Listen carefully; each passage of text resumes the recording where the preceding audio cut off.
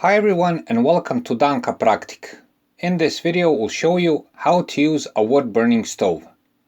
This is the first of a series of videos that should clarify this topic for you and enable you to use this kind of stove successfully. So stay tuned. Danka Praktik. Before we start, it would be good to mention that the stove we're showing is a combination of a heating and cooking stove. You might encounter stoves just for heating, for instance. Nevertheless, the basic principle for using both is more or less the same, so whatever stove you have or consider having, this video might help. A wood-burning stove is a heating and, in many cases, like this one, a cooking appliance. In this case, it's used for domestic purposes and is meant to be installed within the household. It mainly uses wood, but also other fuels for creating heat. In order for it to function properly, you need a good fire, and the key element for that is air. Know that without the proper airflow through the stove, you won't be able to use it properly. The airflow comes from the outside air, goes into the firebox, helps the wood burn, and then the smoke goes through the pipe and into the chimney. So to conclude on this part, a wood-burning stove uses a combination of wood or other fuel and a good airflow to produce heat, which is then used mainly for heating and cooking. Firebox. This is the place where the fire is started and maintained. Also, it's the place where you put the wood. Inside, it's aligned with fire bricks. This is a material that protects the metal parts of the stove from burning, but also keeps heat within itself and emits that heat even after you've put out the fire. At the bottom of the firebox is a grill through which the air comes in and the ashes go out. Also, the firebox is cleaned through this grid.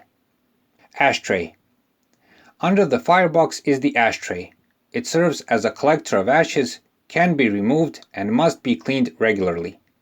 Since the airflow goes over it, if it's full, the air will be blocked and the fire won't burn. Stovepipe. The stovepipe serves to convey air and smoke produced from the fire into the chimney. It usually consists of a combination of a metal pipe and elbow which goes into the chimney opening through a metal connector. So it has a dual purpose: to get the smoke out and to serve as a part of the airflow system. Wood box. This particular stove has a convenient drawer where you can keep the firewood, kindle, but also the basic tools you need for the fire. Besides storing the wood and keeping things neat and tidy, it also keeps the wood and kindle dry and ready for use. Working surface and oven. The last and most important part for actually using the stove is the working surface and the oven. The working surface is the part of the stove that turns the heat from the firewood into usable heat, so to say. In this case, the working surface can be used for heating and is the place where you can cook, heat up water and else. Besides that, in this type of stove, you have an oven for roasting, baking and cooking. In this case, it's pretty big, has its own oven tray and can be used for some serious cooking. On a wood-burning stove, you have certain levers that you have to know about and how to use them. Without this knowledge, starting the fire, maintaining it, and successfully using the stove will be much harder if not impossible. First and most important are the air vents and the levers that regulate them. These increase or decrease the airflow through the firebox and therefore the intensity of the fire. You have two basic levers.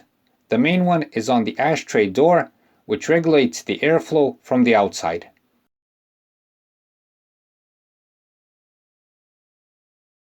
The other lever is for opening and closing the airflow to the chimney.